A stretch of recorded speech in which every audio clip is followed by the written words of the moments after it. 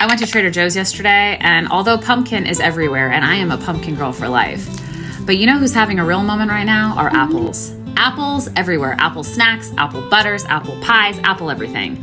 So I thought, let's make a delicious apple dessert that we can make at our tailgate parties, we can make during football season, we can make for Thanksgiving, we can make on a cozy fall crisp day, we can take these when we go leaf peeping. This is such a fun apple dessert. Also, it's super therapeutic. So preheat that oven to 350 degrees and then grab a plate and you're gonna add your cinnamon and your sugar, mix that together really well, set aside. Then you're gonna slice your apples.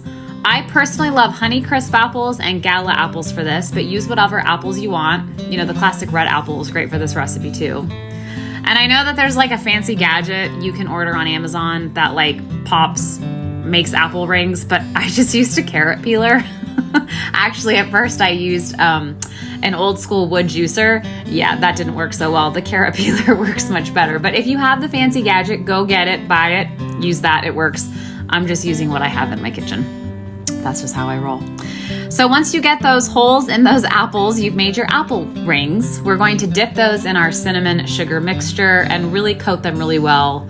Give them a nice zhuzh and then set those aside. I just love doing this. I think just this alone, this recipe is so fun to make. It would be great to do with your kiddos.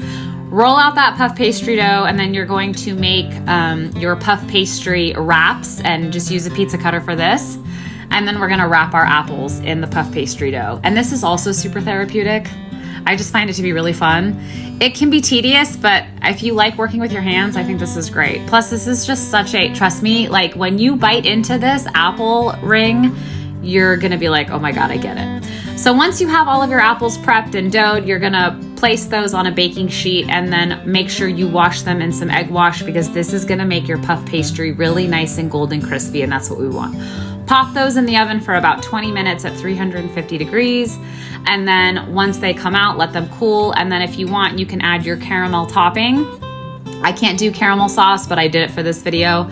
But look how good these turned out. They are scrumptious, they're delicious, and they're perfect with coffee. Happy fall.